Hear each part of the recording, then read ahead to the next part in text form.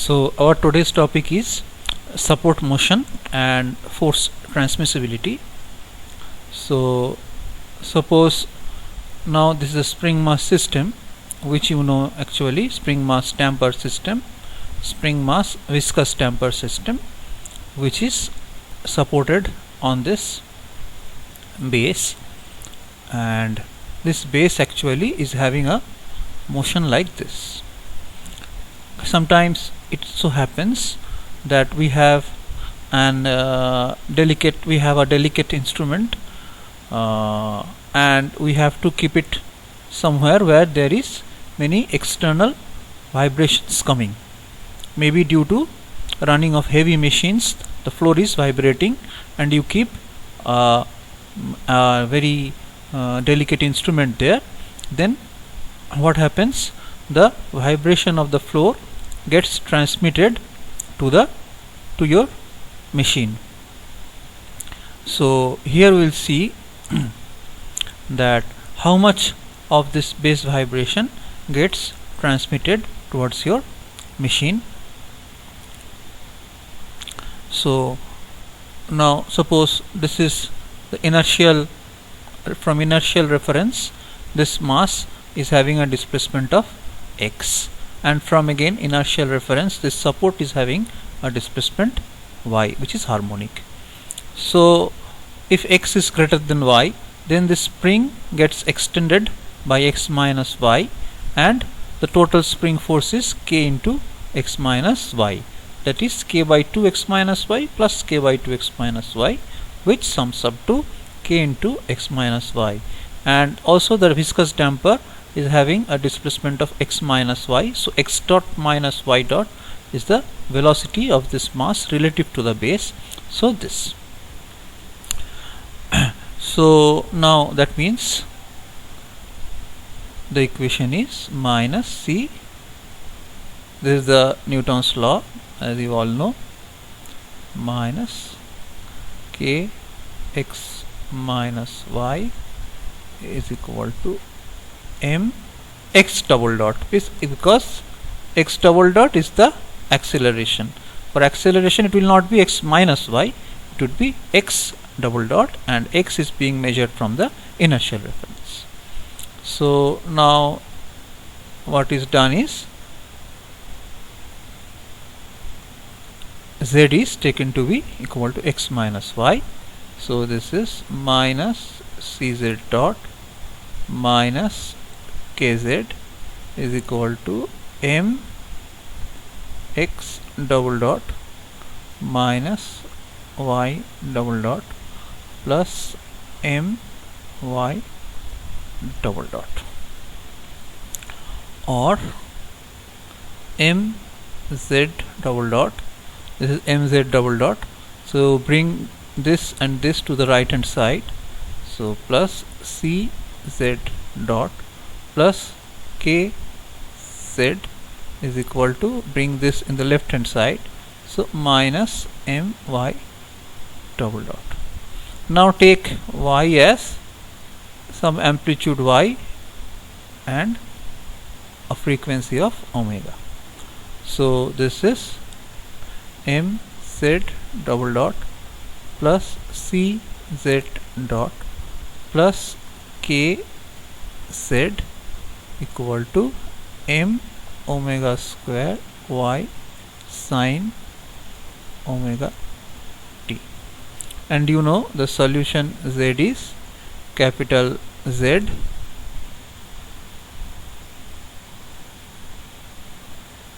into sine omega t minus phi. So and where z is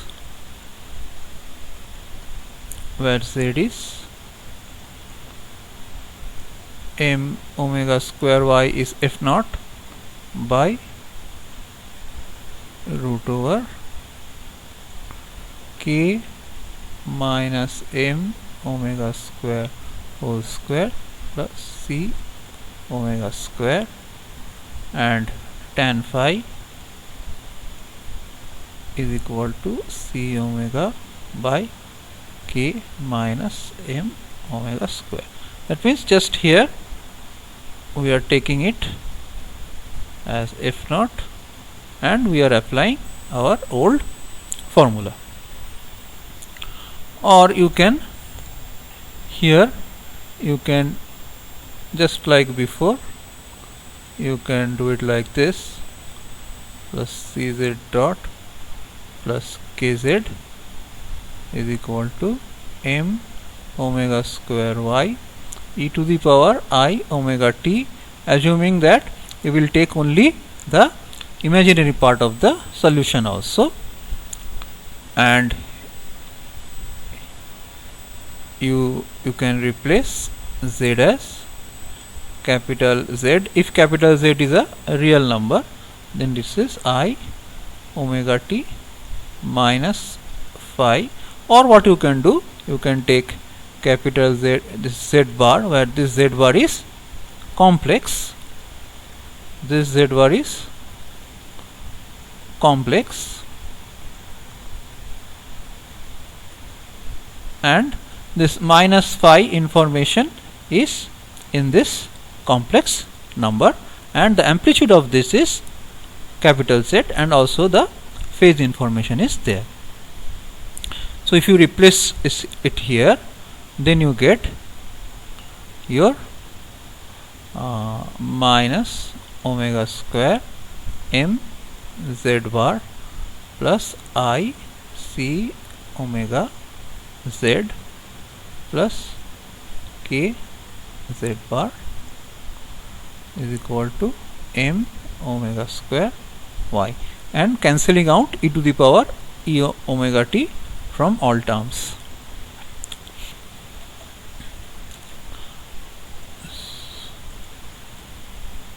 So let us take it little down here maybe. So now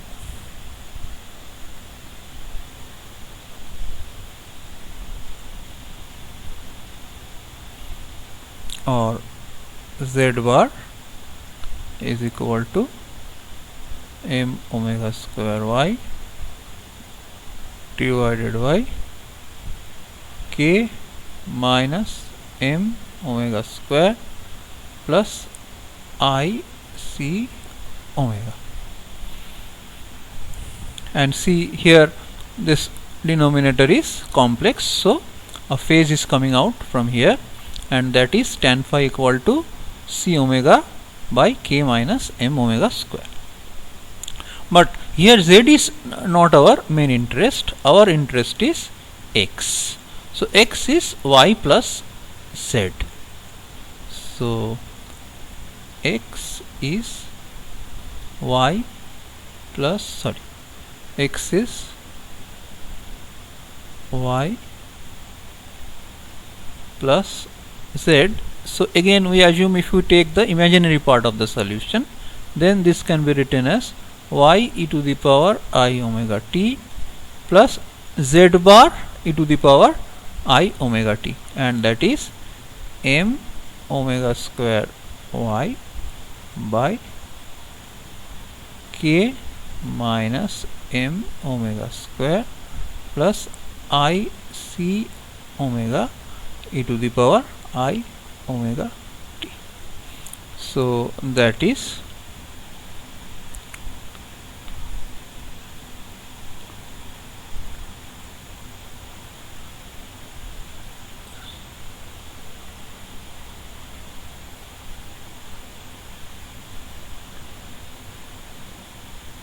okay.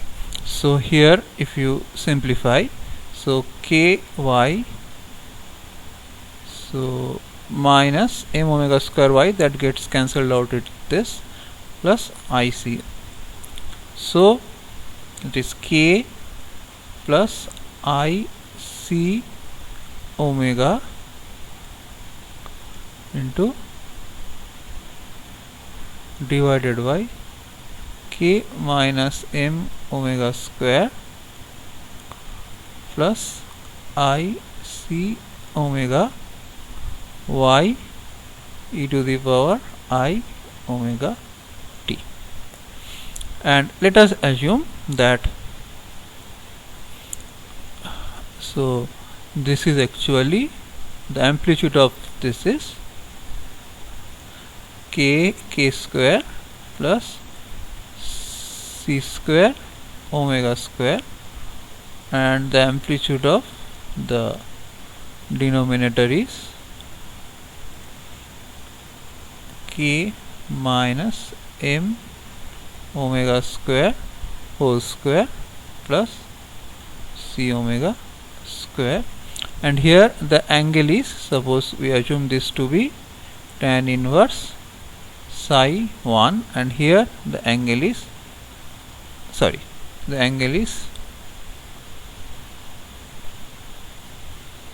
psi 1, and here the angle is psi 2.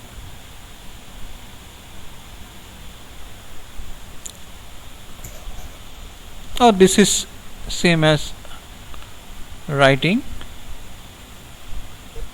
You can write it like this, or you can write it like this, e to the power I psi 1, and here you can write it e to the power I psi 2. Okay, or you can write it as e to the power, okay, let us now keep it like this, e to the power I psi 2.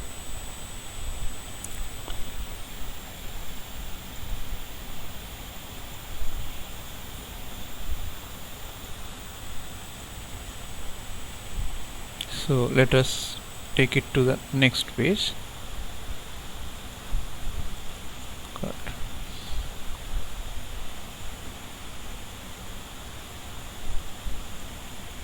Yes, let us keep it here because we need some more calculations, we need some more manipulations here. So you divide it by k, so this becomes 1 plus c omega by k square, and this becomes, again you divide by k just like before, so this becomes 1 minus m omega square by k whole square plus c omega by k whole square, and here you get minus I psi 2 minus psi 1. So okay, so here I missed out one thing, e to the power I omega t should be there, so this is e to the power I omega t should be there, so this is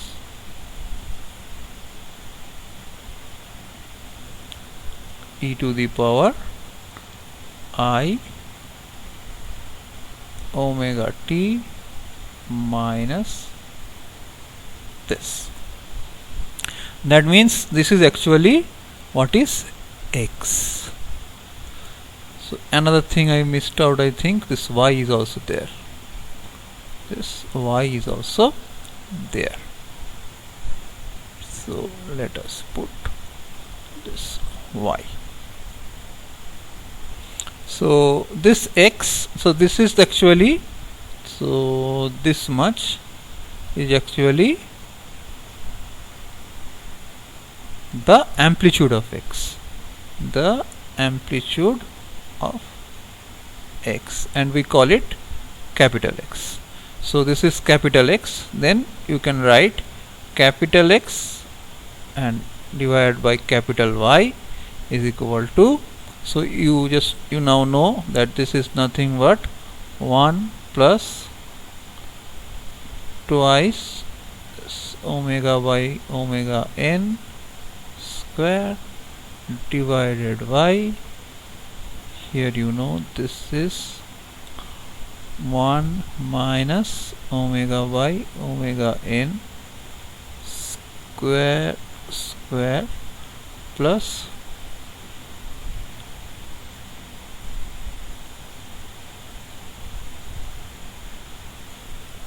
and you now just can manipulate with the phase. So that is psi 2 is equal to tan inverse c omega by k minus m omega square, and psi 1 is tan inverse c omega by k. So tan psi 2 is equal to this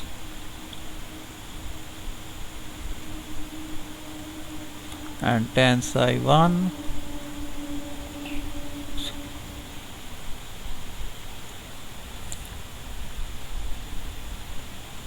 and then just you do this tan psi 2 minus psi 1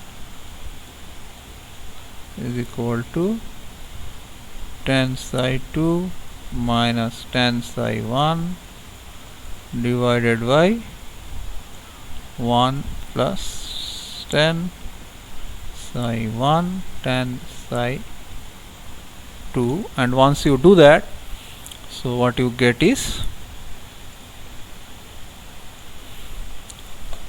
again we take it a little downwards, so what you get is actually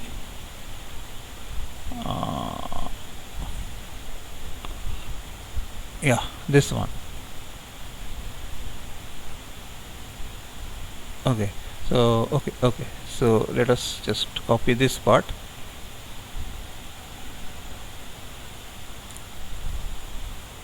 Okay,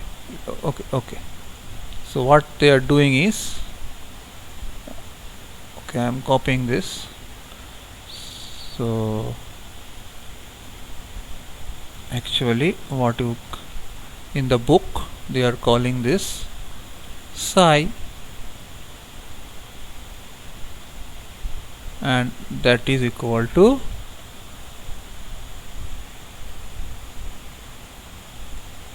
so you have to verify this whether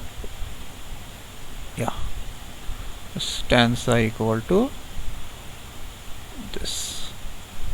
So, okay, so let me remove this.